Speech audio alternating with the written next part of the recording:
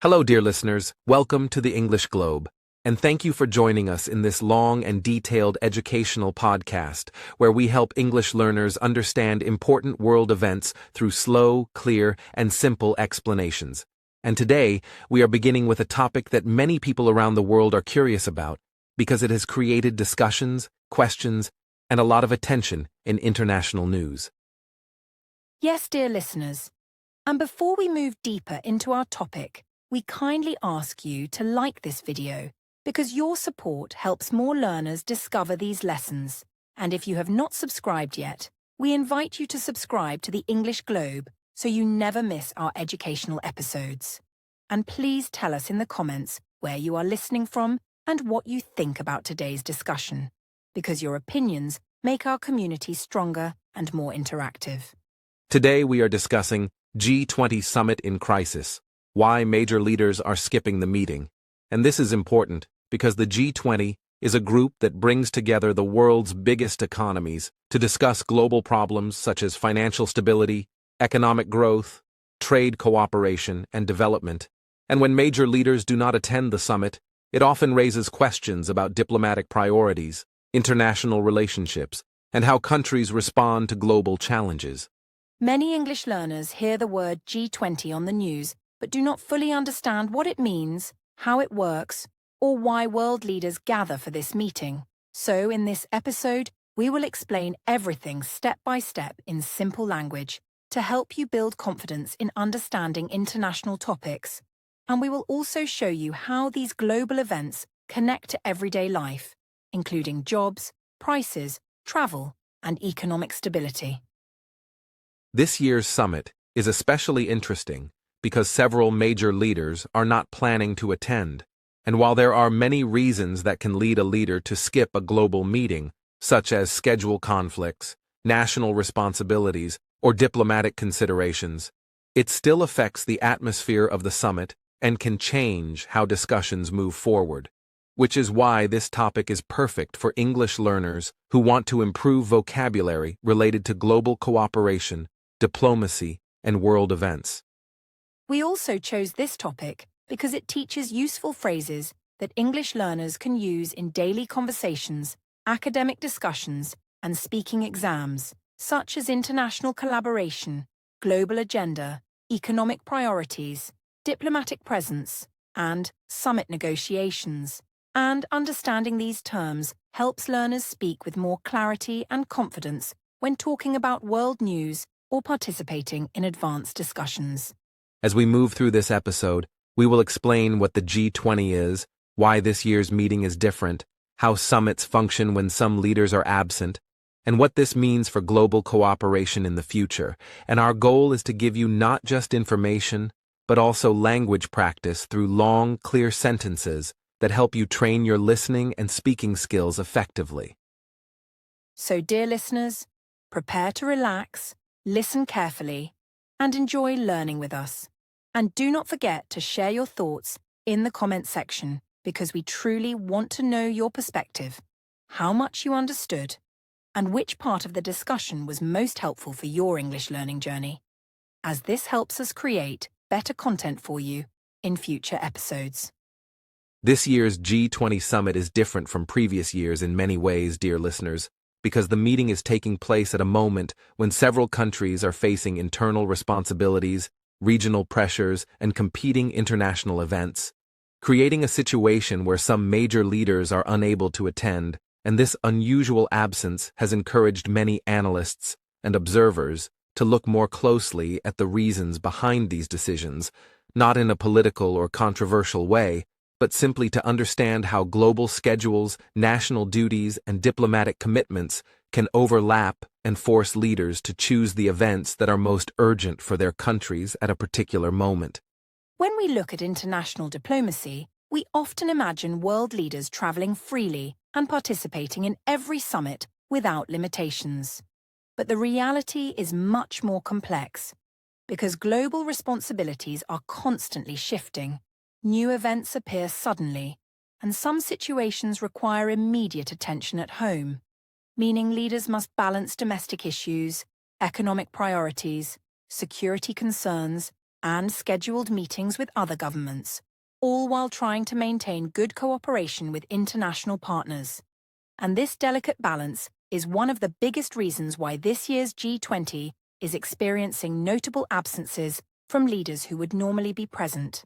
Another important element that makes this year's summit special is the number of overlapping global events happening around the same time, because major conferences, regional gatherings, political negotiations, and national decision-making periods often fall within similar dates. And when 2 or 3 major responsibilities occur too close together, leaders must rely on senior ministers or official representatives to speak on behalf of their country, which does not weaken the summit, but instead highlights how flexible diplomacy must be when the world is facing continuous economic changes, unpredictable global challenges, and the need for countries to stay active in multiple places simultaneously. International relations experts often describe global diplomacy as a large network of connections, responsibilities, and expectations. And this year demonstrates that reality clearly, because even though some leaders are not physically attending the summit, their governments still participate through well-prepared delegations who bring detailed reports, strategic positions, and negotiation proposals, ensuring that discussions on trade, global finance, international development, climate commitments, and technological cooperation continue smoothly, which shows that diplomacy does not stop simply because a leader cannot be in the room, but instead adapts to new conditions in order to maintain progress. One of the reasons this summit feels different for many people is the emotional and symbolic weight people attach to the presence of world leaders. Because viewers across the world often expect to see familiar faces, official greetings, handshakes, and direct conversations between major countries, which gives the gathering a sense of unity and importance.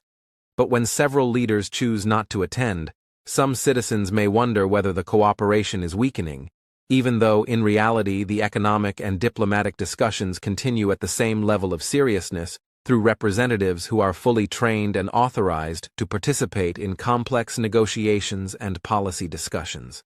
Another unique aspect of this year's summit is the global environment surrounding it, because many countries are currently dealing with economic recovery, shifting trade patterns, technological transitions, and regional tensions. And these pressures make the G20 more important than ever, yet also more difficult to attend for leaders who must stay focused on challenges inside their own nations, meaning the absences do not necessarily show disagreement or conflict, but simply highlight the intense responsibilities leaders carry, especially during times when economic choices, social concerns, and international expectations all demand attention at the same time.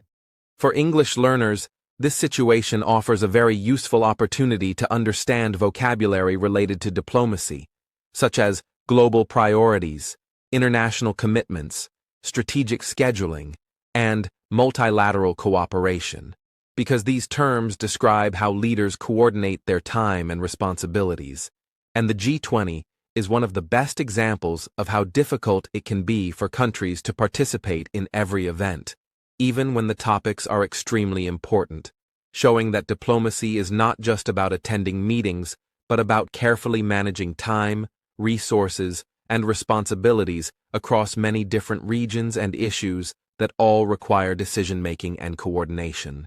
So what truly makes this year's summit different is the combination of scheduling conflicts, national pressures, and the broader global environment in which the meeting is taking place, creating a rare moment where the structure of participation has shifted,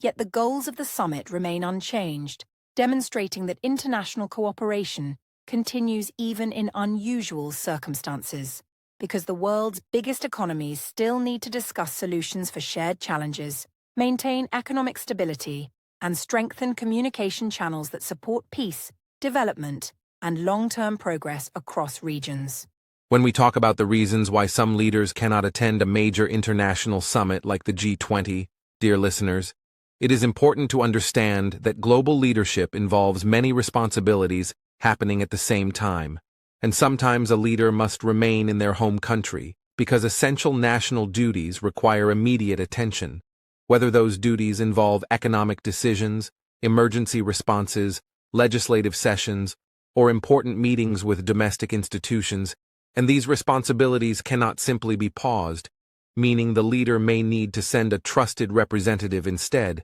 which is a normal and well-accepted part of international diplomacy. A second important reason that leaders occasionally skip large summits is related to health and personal well-being, because even though world leaders are often seen as strong, energetic, and constantly active, they are still human beings who sometimes face health challenges, medical checkups, or recovery periods that prevent them from making long international trips. And when such situations arise, governments typically choose to prioritize the leader's health while still participating through ministers, diplomats, or special envoys who are fully prepared to take part in discussions and negotiations. Another common factor involves scheduling conflicts, because international politics is extremely busy, and leaders often have overlapping commitments such as regional meetings, long-planned diplomatic visits, national ceremonies, or high-level discussions with other governments. And when two important events fall on the same date, the leader must decide which event is more critical for their country's priorities at that moment, which might mean attending one gathering while delegating the other to a senior official who is capable of representing the national position with accuracy and professionalism. There are also times when major national events, such as budget announcements, parliamentary sessions, cultural celebrations, or significant domestic projects, require the presence of the national leader. Because these events often carry symbolic value, involve direct communication with citizens, or require leadership decisions that must be made in person. And when such events occur at the same time as an international summit,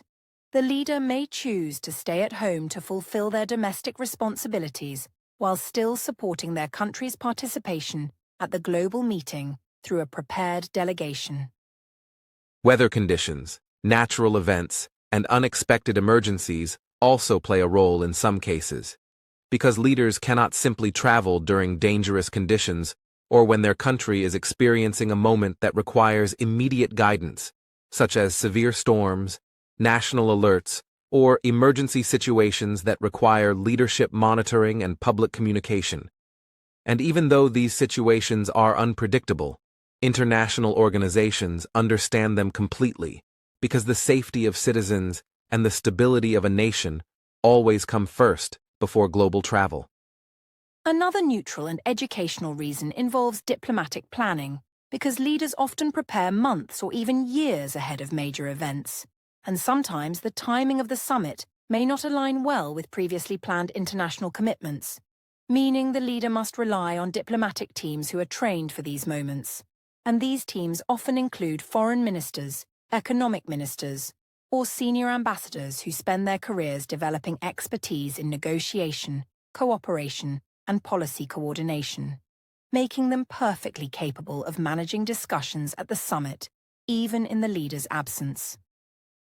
We should also remember that global cooperation does not depend solely on the physical presence of leaders, because modern diplomacy includes a variety of communication channels, such as virtual meetings, bilateral discussions, digital exchanges, and written proposals, meaning leaders can still contribute their ideas, share their country's position, and engage in decision-making, even if they are not physically sitting in the same room as other heads of state, which shows how international cooperation has adapted to the realities of a busy and interconnected world. In addition, it is useful for English learners to understand that leadership absence at a summit does not automatically signal disagreement, tension, or conflict, because in many cases it is simply a matter of logistics, timing, national priorities, or personal circumstances. And the global community recognizes that even highly coordinated events sometimes face unavoidable absences, which is why summits are designed to continue smoothly with representation from ministers, advisors, and diplomatic teams who carry detailed reports, national strategies, and prepared negotiating positions.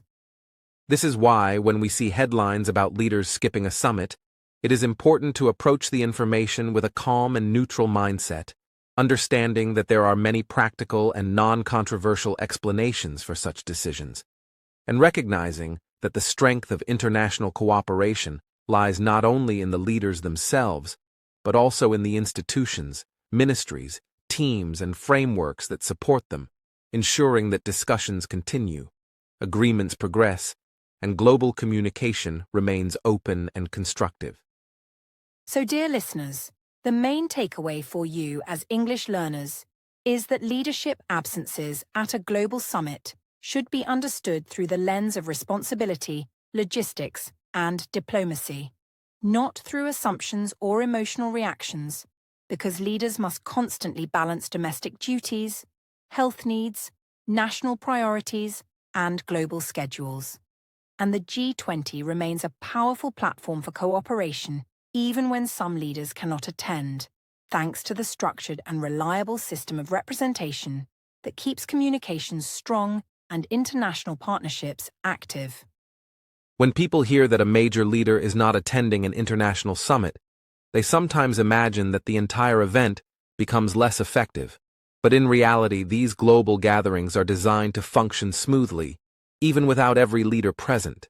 because international diplomacy relies on carefully organized delegation systems that allow each country to continue participating through highly trained ministers, advisors, and official representatives, all of whom are selected for their deep knowledge of foreign policy, economics, and international cooperation, ensuring that discussions remain productive, structured, and fully aligned with each country's long-term goals and interests.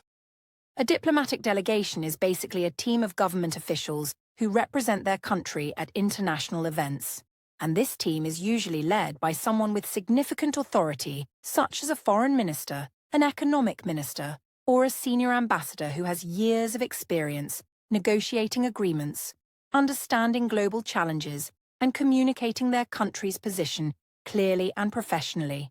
which means that even when a head of state cannot attend, the country's voice remains active and engaged in the conversations that shape international decisions, making delegations one of the most important tools for global cooperation.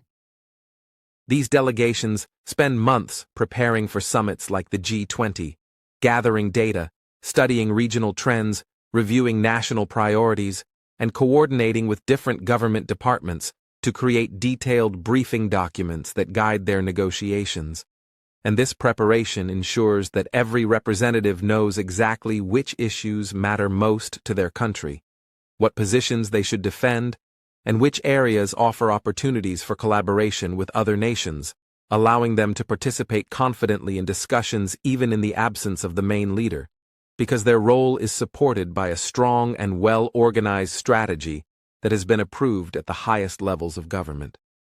Another important aspect of international summits is that they involve not only the main meetings attended by leaders or top representatives, but also dozens of smaller sessions known as working groups, side meetings, and technical discussions where experts in economics, health, climate policy, finance, development, and trade work together on specific issues. And these experts bring highly detailed knowledge that can be even more valuable than a leader's presence in certain discussions, which is why the summit continues to move forward effectively even when some leaders are absent,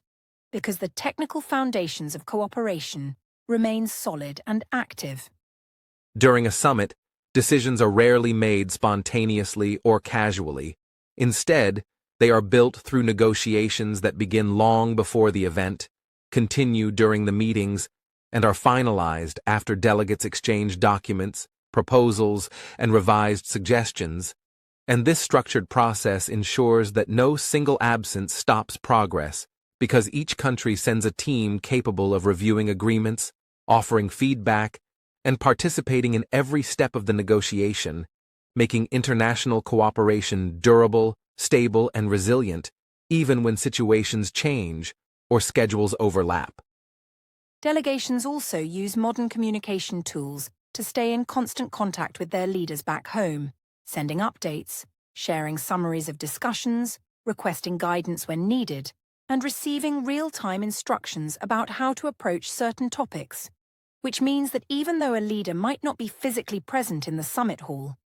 their influence and decision-making still guide their delegation through secure communication channels, ensuring that the country's overall direction is followed with accuracy and unity throughout the entire event. This system also helps maintain fairness and consistency in global discussions, because each country, whether represented by a president, a prime minister, a minister, or an ambassador, has an equal opportunity to speak, propose ideas, and negotiate terms, meaning the absence of a leader does not remove the country's ability to participate, influence decisions, or express concerns. And this is one of the reasons why global organizations design their meetings to be inclusive, flexible, and supportive of many different formats of representation. For English learners, it is useful to understand that international cooperation depends not on individuals alone, but on institutions and diplomatic structures that have developed over many years to ensure stability, continuity, and communication across nations. And when we talk about delegations, we are talking about teams that understand protocols, international law, technical details, and negotiation techniques that help them work toward agreements, which means that the success of a summit does not rely solely on who is present, but on the strength of the processes guiding collaboration. In fact, many global achievements, such as agreements on financial systems, climate commitments, trade rules, and development goals, have been shaped not only by leaders, but by the continuous efforts of these professional delegations, who work quietly behind the scenes analyzing data, consulting experts, drafting proposals, and ensuring that every detail is carefully considered before decisions are finalized, showing how essential their role is in keeping international cooperation active, resilient, and effective, even when unexpected changes affect attendance. So when we hear that some leaders are not attending a particular summit, we should remember that the global community has built strong mechanisms to ensure that cooperation continues without interruption,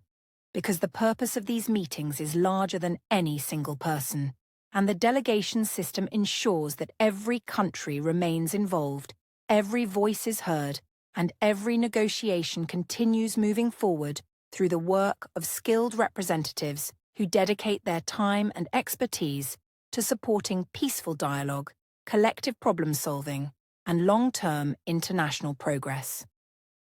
This year's G20 Summit has a very full and important agenda, dear listeners, because the world is facing several economic and social challenges that require cooperation.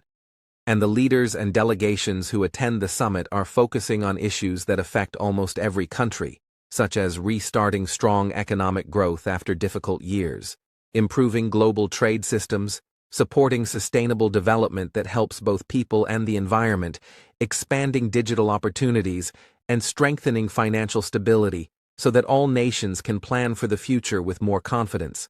And each of these topics holds a special importance because they shape the way countries work together and build solutions that benefit millions of people.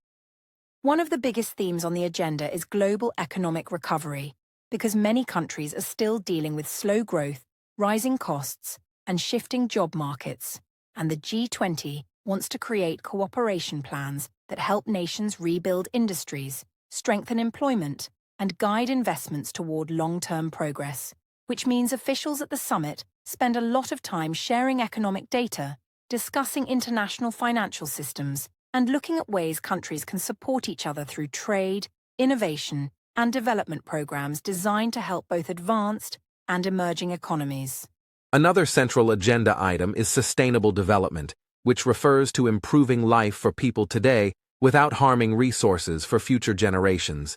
And this topic includes ideas such as cleaner energy, better education, improved healthcare, responsible farming, and environmental protection.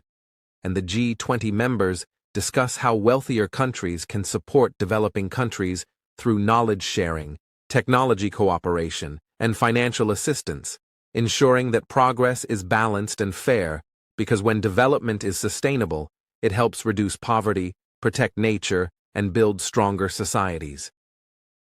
Trade cooperation is also a major part of the summit's discussions, because global trade is like a network that connects factories, markets, workers, and industries around the world. And when trade moves smoothly, countries can grow faster and create more jobs. So the G20 delegation teams talk about how to reduce unnecessary barriers, increase transparency, support fair rules, and create strong partnerships that allow goods, technology, and services to move more easily while still protecting national safety and local producers, which helps maintain stability in the global supply chain. Digital growth is another key topic because technology is changing how people learn, work, communicate, and build businesses, and the G20 is trying to make sure that countries are prepared for this rapid digital transformation by supporting innovation, encouraging digital education, expanding internet access, and creating policies that help businesses use technology safely and responsibly. And these discussions are especially important for countries that want to modernize their economies and give young people more opportunities in the digital world, making this topic one of the most forward-looking parts of the agenda. Climate discussions also play an essential role in this year's summit, because environmental changes affect weather, agriculture, water supplies, and daily life across many regions. And countries at the G20 talk about ways to reduce emissions, invest in renewable energy, and protect ecosystems, while also supporting communities that face climate-related challenges. And the summit encourages nations to share scientific research, exchange clean technology, and build plans that help reduce risks, showing how important it is for the global community to cooperate on this long-term issue. International finance stability is another major area of focus, because strong financial systems help countries manage investments, support businesses, and build long-term development strategies, and the G20 looks at issues like banking regulations, global debt levels, economic transparency, and ways to prevent financial crises, and delegations work together to improve these systems so that economic shocks can be avoided or managed more smoothly, which is important for small and large nations alike, because a stable financial environment helps economies grow, protects jobs, and builds confidence among investors and citizens. Another topic that appears on the agenda is strengthening international institutions and improving cooperation between them, because organizations that work on trade, health, finance, education, and development need strong coordination, and the G20 helps create a platform where leaders and experts can align their goals, discuss improvements, and share responsibilities in a way that strengthens the global system as a whole, making sure that countries have access to the support and guidance they need to meet challenges that no single nation can solve alone. Innovation and future-focused industries are also part of the conversation because the world is moving toward new areas like advanced manufacturing, space technology, clean energy invention, artificial intelligence, and modern infrastructure. And the G20 wants to help countries prepare for these future opportunities by encouraging research, investing in science, supporting global cooperation, and making sure technological growth benefits people in a fair and responsible way, which helps nations stay competitive and build stronger economies for the next generation. So, dear listeners, the agenda of this year's G20 Summit is wide, ambitious, and filled with important goals, because the world is deeply connected, and progress in one region can support stability in another. And the leaders and delegations attending this meeting are working to build cooperation in economics, development, trade, digital technology, climate action, and financial security, showing that even with different perspectives and priorities, nations can still come together to plan a better future through dialogue, respect, and shared responsibility. When we talk about leadership absences at a major international meeting like the G20 Summit, dear listeners, it is important to understand that such absences do not automatically mean conflict, tension, or disagreement, because world leaders often have many responsibilities happening at the same time. And when they cannot attend personally, the structure of diplomacy still allows the work to continue through carefully organized systems that maintain communication and cooperation. Yet at the same time, we must also recognize that the physical presence of a leader can bring a special kind of energy and influence to a meeting. And when that presence is missing, certain conversations may move more slowly, or certain decisions may require extra steps, not because countries do not want to cooperate, but simply because the highest-level decision-maker is not in the room to directly participate in the moment when discussions happen. One of the most important points for English learners to understand is that international summits are built around personal interaction.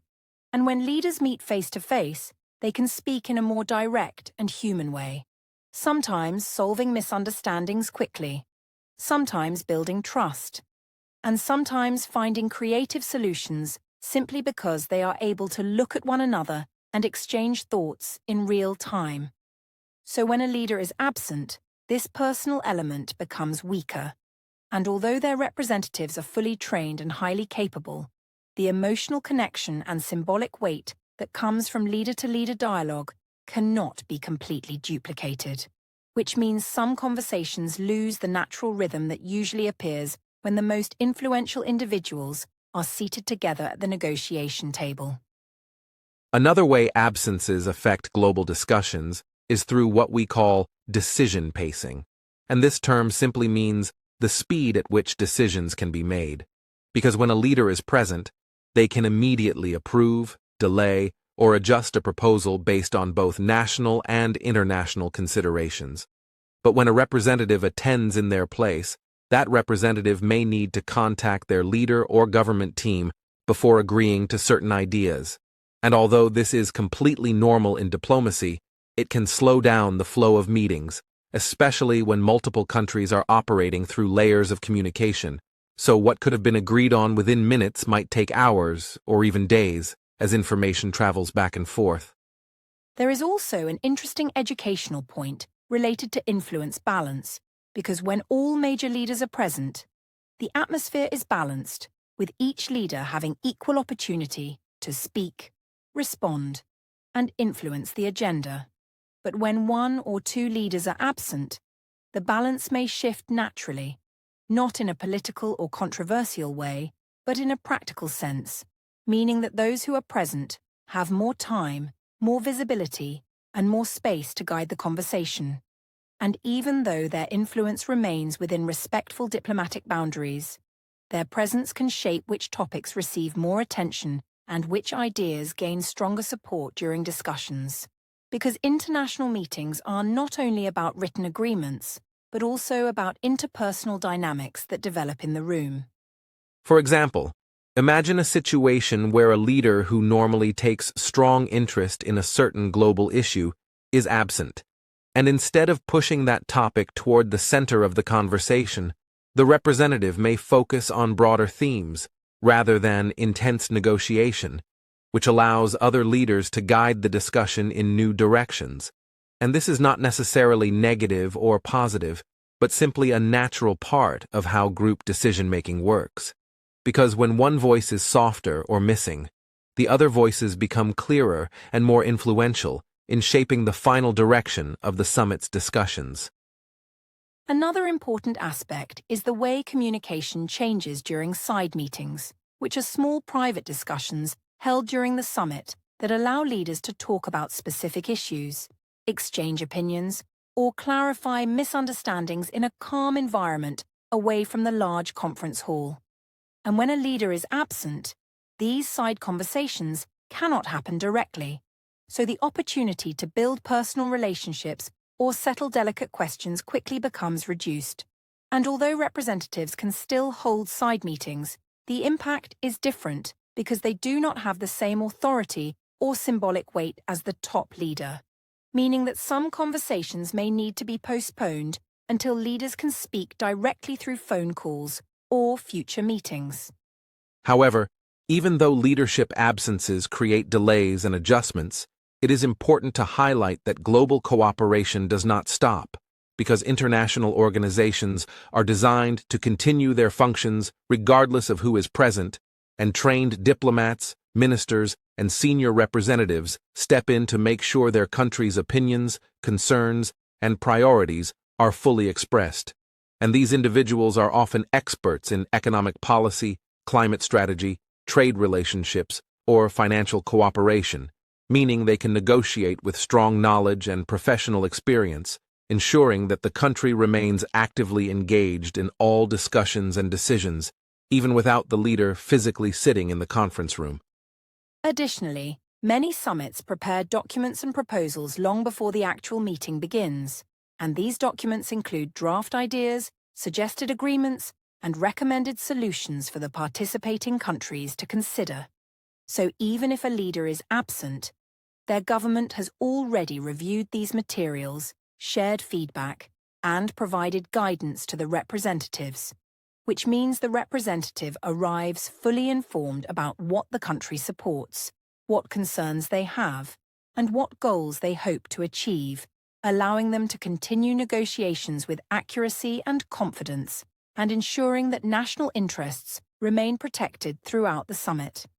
It is also important to understand that modern diplomacy includes digital communication.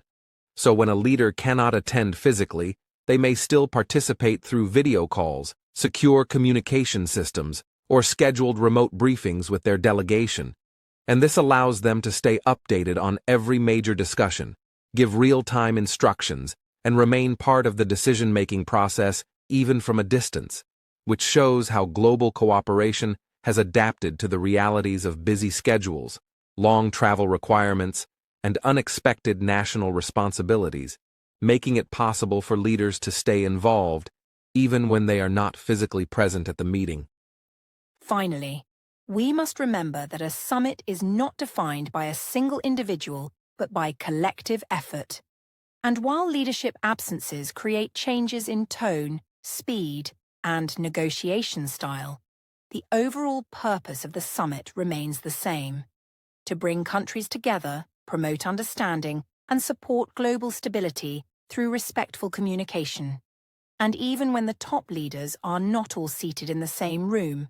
the foundation of cooperation remains strong because diplomacy is built on systems, institutions, and long-term relationships, all designed to ensure that global discussions continue smoothly, fairly, and effectively for the benefit of all participating nations. When participating countries learned that several major leaders would not attend this year's G20 Summit in person, many reacted with a mixture of surprise and calm understanding, because in the world of diplomacy, it is well known that leaders often face complex schedules, unexpected responsibilities, and urgent domestic priorities that sometimes make physical attendance extremely difficult. And although some nations quietly express disappointment due to the missed opportunity for direct discussion, they also recognize that global cooperation does not depend on one individual alone, but on well-established systems that allow representatives to speak clearly, negotiate responsibly, and continue the international dialogue with professionalism and respect, even in the absence of the highest-level officials.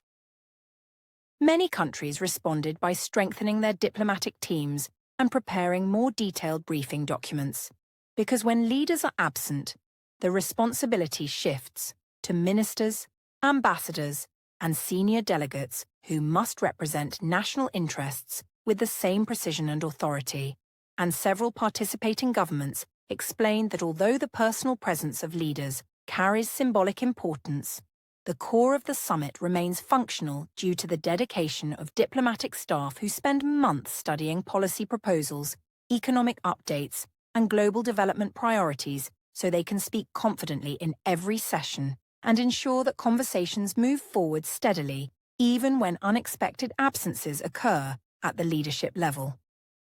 Other countries reacted by adjusting their strategies for bilateral meetings, since many side conversations at global summits depend on the availability of leaders who often use those informal moments to build trust, clarify positions, or explore new areas of cooperation.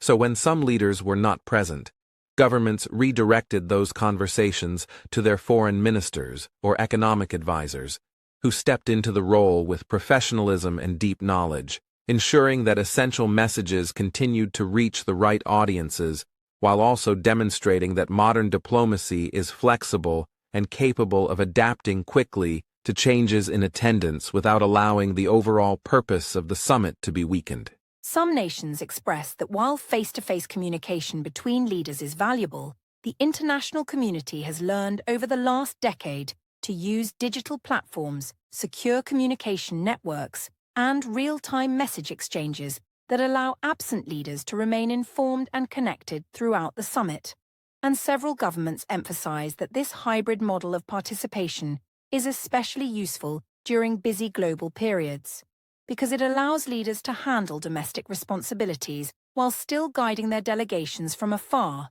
proving that the global diplomatic system has evolved into a dynamic structure capable of maintaining cooperation even across physical distance and complex time zones. A number of participating countries shared reactions that reflected not disappointment but rather practicality, explaining that the G20 operates on long-term planning where many decisions are discussed over multiple months, meaning that the absence of one or two leaders at the physical meeting does not erase the consultations, policy preparations, and collaborative work that have already taken place.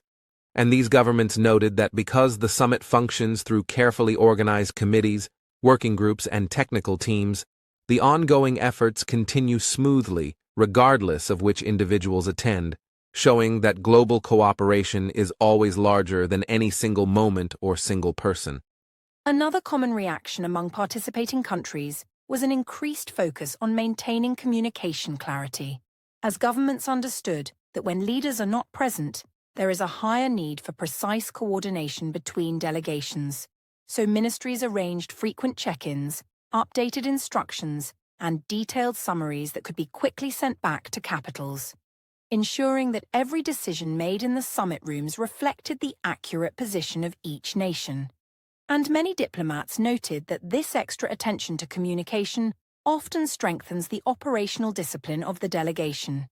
demonstrating that absences can sometimes push teams to perform even more efficiently as they navigate the summit's demanding schedule. Some countries reacted with an attitude of cooperation, expressing that the absence of certain leaders should not be viewed as a barrier, but as a reminder that international organizations must rely on strong institutional frameworks, and by emphasizing the importance of teamwork, participating nations reinforce the message that global challenges such as economic recovery, climate issues, sustainable growth, and financial stability require continuous collaboration regardless of who is physically present. And they encouraged one another to focus on what can be achieved collectively rather than what might be delayed due to scheduling complexities affecting individual leaders. There were also reactions centered on maintaining diplomatic etiquette, because in global cooperation, every nation aims to show respect for both those who attend and those who cannot. So participating countries avoided speculation and instead highlighted the professionalism of the delegations who arrived ready to work, reinforcing the idea that diplomatic respect includes understanding that leaders sometimes face unforeseen responsibilities at home, and several governments issued official statements thanking the representatives of absent nations for their readiness to participate, demonstrating that the tone of the summit remained constructive and focused on mutual understanding rather than dramatic interpretations of attendance decisions. Another interesting reaction came from countries that viewed the situation as an opportunity to highlight the strength of multilateral systems, because the G20 was created to rely not solely on individuals but on structured, predictable cooperation between economies, and these countries explained that the ability of the summit to continue functioning even when top leaders are absent is actually evidence of how well the global system has matured, since it shows that collaboration does not collapse due to unexpected changes in schedules, but instead adjusts smoothly, supported by layers of diplomatic expertise and long-term relationships between governments, ministries, and international institutions. Finally, many participating nations concluded their reactions by emphasizing unity, stating that although leadership absences create changes in the atmosphere of the summit, the commitment to dialogue remains strong, and each delegation arrives with the goal of contributing to global stability, protecting shared interests, and finding solutions that help countries grow together. So the reactions across the G20 community ultimately reflected a balanced combination of understanding, adaptation, and forward-looking determination, demonstrating that even when the room looks different than expected, the spirit of cooperation continues, supported by the dedication of diplomats, the flexibility of global systems, and the shared belief that communication and collaboration must move forward for the benefit of everyone involved. When we talk about international summits like the G20, it is very important to understand that their influence extends far beyond the meeting rooms and conference halls, because decisions and discussions made during these gatherings can shape economic policies, trade agreements, investment confidence, and social development around the world. And even ordinary people can feel these effects in their daily lives. For example, through changes in the price of goods, availability of jobs, interest rates, or access to services, which shows that understanding the purpose and outcomes of these meetings can help learners connect global events to practical real-world experiences in a clear and meaningful way. One of the main areas affected by G20 discussions is global economic growth, which is a term used to describe how fast a country's economy is increasing in terms of production, services, jobs, and wealth. And when leaders come together to discuss trade policies, investment strategies, and international collaboration, their decisions can support stronger growth, which may lead to more employment opportunities, higher wages, and improved access to goods and services. And for ordinary citizens, this means a better chance of financial stability, as well as opportunities for education, healthcare, and personal development, showing the tangible impact of these high-level conversations. Trade is another important topic that influences everyday life, because countries exchange goods and services with each other, and the rules, agreements, and policies shaped at the G20 help reduce obstacles, such as high taxes, delayed shipments, or unfair trade practices, which in turn can make products more affordable, increase availability, and improve quality. And this is why ordinary consumers may notice lower prices at markets or more variety in stores as a result of agreements negotiated by ministers and representatives at these meetings, highlighting how international cooperation connects directly to the economy of each individual country. The G20 also affects investment confidence, which refers to the trust that businesses and investors have in a country's economy. Because when leaders discuss financial stability, banking rules, and economic policies, it reassures both local and foreign investors that their resources are safe and that the country is taking steps to prevent crises. And when investment confidence is strong, companies are more willing to build factories, hire employees, and expand services, which creates more opportunities for ordinary citizens to find work, start businesses, and access goods and services that improve their quality of life in practical and meaningful ways. Inflation is another economic term that ordinary people often notice in their daily lives, and it describes the increase in prices of goods and services over time. And when countries coordinate through the G20 to address inflation, balance trade, and manage financial stability,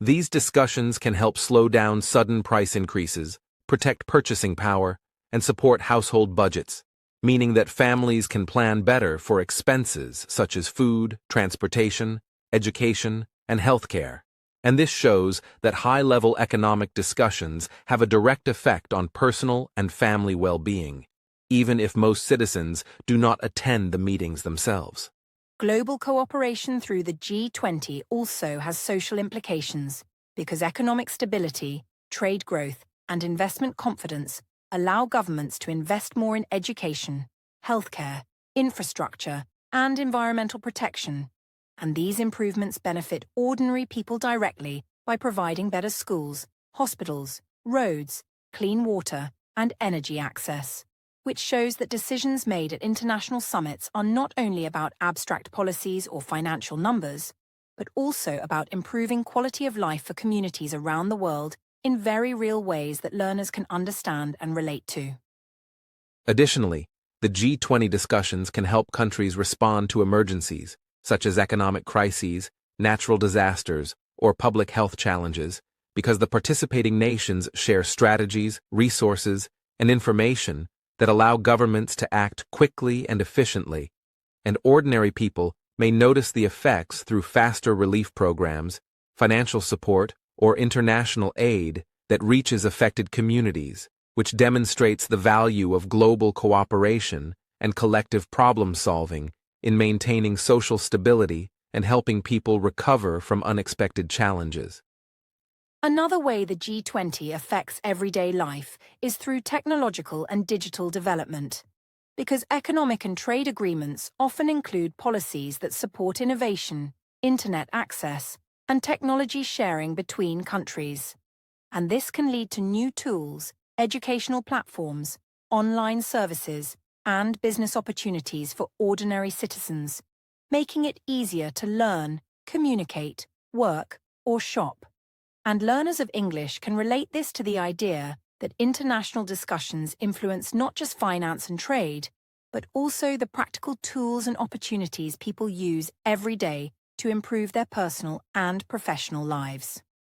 For English learners, understanding these concepts, growth, trade, investment confidence, inflation, and social development, is very important, because these terms are often used in global news, educational materials, and everyday discussions about economics, and listening carefully to how leaders and delegations discuss these topics at the G20 can help learners connect words to real-world examples, such as why prices rise, why new jobs are created, why certain products are cheaper, and how governments use global cooperation to support both economic and social well-being, making the subject practical, understandable, and directly applicable to daily life. Finally, dear listeners, the economic and social implications of the G20 Summit show clearly that international cooperation is not abstract or distant, but has very tangible effects on ordinary people around the world. Because when countries coordinate policies, strengthen financial stability, manage trade agreements, and invest in development, citizens feel the results through jobs, education, healthcare, technology, and stability in daily life. And by learning these connections, English learners can both improve their vocabulary and comprehension while gaining a better understanding of how global events like the G20 shape the world they live in, creating practical lessons in both language and international awareness. Dear listeners, when we think about the future of international cooperation, it is important to realize that summits like the G20 are constantly evolving to meet the challenges of a changing world, because the global community is facing increasingly complex problems such as climate change, economic instability, digital transformation, and health crises, and future meetings will need to adapt in order to remain effective, which means that leaders and diplomats are already considering innovations such as virtual participation, better coordination between international organizations, and more flexible schedules to ensure that global dialogue continues even when unexpected events prevent full physical attendance. One of the major ways summits may evolve is through virtual participation, because technology now allows leaders, ministers, and experts to join discussions from their home countries or offices, which can reduce scheduling conflicts, avoid travel risks, and increase attendance. And while virtual meetings do not fully replace in-person dialogue, they provide an important tool to maintain engagement, share ideas, and negotiate agreements, showing that the international community is learning to combine traditional face-to-face diplomacy with modern digital communication to create a more resilient, inclusive, and flexible system of global collaboration that can continue under many circumstances. In addition to virtual participation, future summits are likely to emphasize increased collaboration between international groups, because many global issues cannot be solved by a single organization alone, and partnerships between institutions such as the United Nations, World Bank, World Health Organization, and regional alliances help create coordinated strategies, share resources, and provide technical expertise, which allows countries to address challenges more effectively. And this means that global cooperation will increasingly rely on networks of collaboration, with summits serving as a central hub for planning, monitoring, and linking multiple international initiatives for the benefit of all nations. Another important aspect of future international cooperation is learning to operate effectively even during periods of tension or disagreement, because not every country will always have identical priorities, and global challenges often require compromise, careful negotiation, and patience. And summits like the G20 provide a structured environment where nations can exchange viewpoints, find common ground, and maintain dialogue, which ensures that even when political, economic, or social differences exist, cooperation does not stop, and solutions can still be developed in a respectful, professional, and constructive manner for the benefit of the wider international community. Future summits may also focus more on inclusive participation, meaning that in addition to leaders and ministers, experts, technical advisors, and representatives from civil society may be invited to share knowledge, contribute innovative solutions, and provide practical insights on issues like sustainable development, economic growth, or digital transformation. And this broader inclusion strengthens the quality of discussions, allows for a more diverse range of perspectives, and helps ensure that decisions are informed by expertise and real-world experience, which benefits both the participating nations and the ordinary people whose lives are influenced by these global agreements. For English learners, it is helpful to understand that international cooperation is not static, but constantly improving. Because as the world changes, the methods of diplomacy, negotiation, and discussion must also change to remain effective. And by observing how summits adapt through virtual meetings, multi-organization collaboration, and broader participation, learners can connect the vocabulary of diplomacy, global politics, and international relations to practical examples, such as how leaders solve problems across countries, share resources, and create strategies that improve economic stability, environmental sustainability, and social well-being worldwide. Another key trend for the future is the emphasis on transparency and communication, because citizens, investors, and businesses around the world are increasingly aware of global challenges and want to understand how decisions are made, and future summits are likely to include more public reporting, accessible summaries, and educational outreach to help people follow discussions and learn how international cooperation affects daily life, which allows ordinary individuals to see the connection between policy decisions, trade agreements, climate initiatives, and economic growth, creating a more informed and engaged global community. We should also consider that technology will enable real-time monitoring and reporting during future summits, because advanced communications systems, data analytics, and secure networks allow delegates to access information quickly, track progress on agreements, and provide immediate feedback to their governments. And this means that even when leaders are absent or meetings are held remotely, decisions are made based on accurate, up-to-date information, ensuring that cooperation remains effective, responsive, and adaptable to changing circumstances, and demonstrating how diplomacy is evolving alongside global challenges and technological possibilities. Finally, dear listeners, the future of international cooperation depends on the continued commitment of all nations to dialogue, mutual respect, and problem-solving. Because even when schedules are difficult, circumstances are uncertain, or disagreements arise, global diplomacy has proven capable of adapting and continuing, and by using tools such as virtual participation, increased collaboration, wider inclusion, and advanced communication,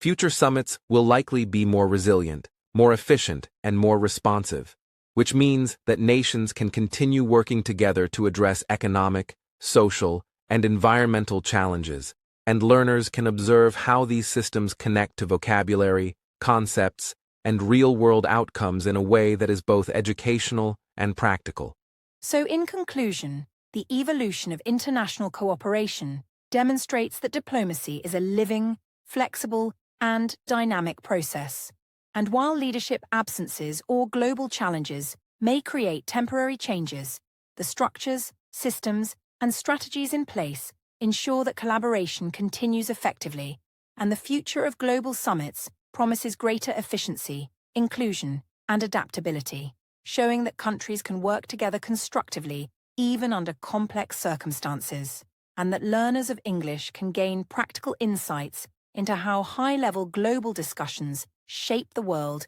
in ways that are meaningful, observable, and connected to everyday life. Dear listeners, as we reach the conclusion of today's podcast, it is important to review the main ideas we have discussed, because understanding global cooperation, diplomacy, and the way international meetings operate can help learners of English connect vocabulary, concepts, and practical knowledge in one place. And throughout the podcast, we have explored the structure of the G20 Summit, the challenges of leadership absences, the ways delegations continue work even when top leaders are not present, and how these high-level discussions impact economies, societies, and ordinary citizens in very concrete ways that are easy to observe and understand. We also examined the agenda of this year's summit, including topics like global economic recovery, trade cooperation, sustainable development, digital growth, climate action, and financial stability. And by describing each topic in simple English, we showed how these subjects influence daily life, such as creating jobs, supporting technological progress, improving education, and managing costs. So English learners can see that learning about world events is not just about abstract ideas, but about real connections between words, international developments, and experiences that affect people around the world, making both language learning and global awareness meaningful. Additionally, we discussed why leaders sometimes cannot attend in person, emphasizing neutral explanations like domestic responsibilities, health concerns, scheduling conflicts, or national events. And we explained how diplomatic teams and representatives step in to maintain communication and progress, which demonstrates that global cooperation is flexible, organized, and resilient. And learners can connect this to vocabulary about negotiation, delegation, decision-making, and teamwork, showing that international relations rely not only on individual leaders, but on systems, expertise, and long-term preparation that ensure continuity and stability. We also reflected on how leadership absences can affect decision-making, negotiation pace, and the balance of influence, and while these absences may change the dynamics temporarily, they do not prevent agreements, discussions, or collaboration from continuing, because trained diplomats, secure communication channels, and well-structured committees ensure that the work of the summit is carried out efficiently. And this teaches English learners the importance of understanding complex sentences, long ideas, and cause-effect relationships, which can help them read, listen, and discuss global topics with confidence in both vocabulary and comprehension. In our discussion about the reactions of participating countries, we highlighted neutral responses such as surprise, understanding, practical adaptation, strengthening communication, and emphasizing cooperation, and we saw that nations value diplomacy, professional behavior, and structured negotiation even when leaders cannot attend personally, and learners can see how global dialogue is guided by respect, preparation, and shared goals, which helps them recognize key words and phrases used in international reporting, educational content, and news discussions, improving both language skills and comprehension of world events at the same time. We also explored the economic and social implications for ordinary people, explaining terms such as growth, trade, inflation, and investment confidence in simple ways, showing how policies and agreements made at the G20 affect jobs, prices, education, healthcare, technology, and overall quality of life. and learners can connect these terms to real-world examples, understanding that international cooperation is not abstract, but directly connected to the experiences of people around the world, which helps them expand vocabulary, grasp sentence structure, and follow complex ideas in English in a practical and meaningful way. Finally, we discussed the future of international cooperation, including virtual participation, collaboration between organizations, increased inclusion of experts, and adaptability during periods of tension. And we explained that diplomacy is constantly evolving to meet new challenges, demonstrating resilience, problem-solving, and long-term planning. And for learners, this provides exposure to advanced vocabulary, long-form sentence comprehension, an understanding of cause-effect relationships, while reinforcing the concept that English learning can be combined with practical knowledge about global events, international teamwork, and strategic planning for the benefit of everyone. Now, dear English learners, I would like to invite you to a short reflection activity which will help you practice both thinking in English and understanding global cooperation. And here is what I want you to do. First, imagine a world where leaders and countries do not communicate or work together,